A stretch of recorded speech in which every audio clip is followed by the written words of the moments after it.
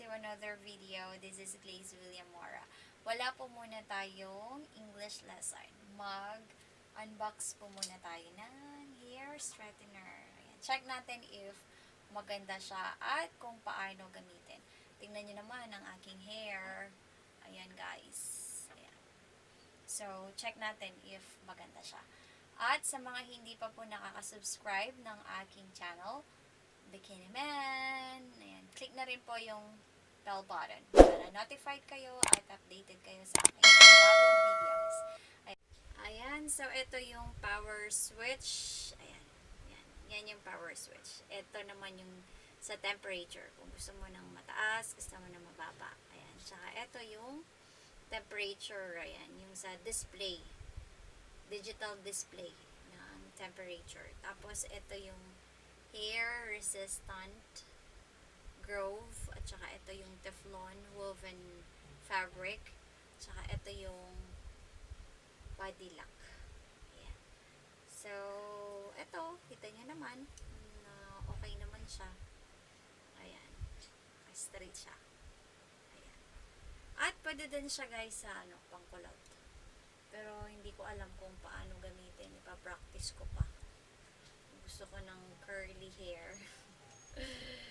Ayan. Ay. Ano kaya to? Hindi ako marunong pa naman ng curly. Ay, ganun lang. Hindi ako marunong. Kailangan ko i-practice. Practice guys. Kung ayaw nyo ng straight, kung gusto nyo naman ng kulot, kasi minsan ang mga babae hindi mo maintindihan. Bago-bago. Ayan. Bili ka na lang ng ganito, diba?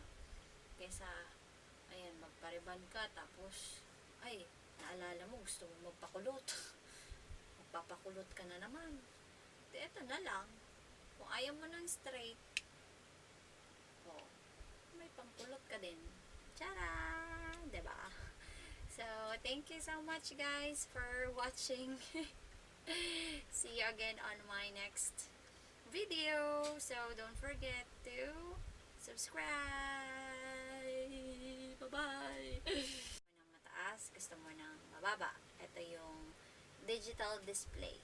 Ayan, ng temperature niya. Tapos, ito yung hair resistant grove. Tapos, ito yung Teflon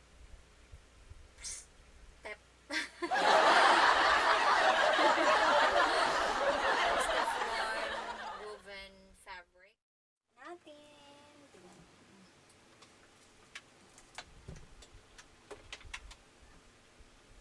So, ito naka-off pa siya. So, i-on natin.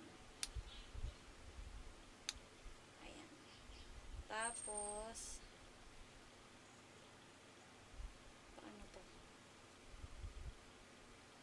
hindi ko alam paano siya i-ganon.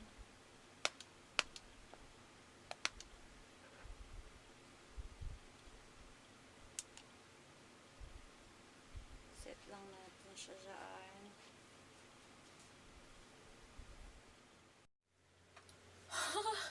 Ang gulo ng aking. Hi guys! Welcome back to another. Ayan, so ito yung power switch. Ito naman yung sa temperature. Kung gusto mo ng mataas, mababa, ito lang, pindot mo dito. Tapos ito yung temperature. Ayan, yung digits. Tayo ay magbibigay lang ng review or mag-unbox ng unbox.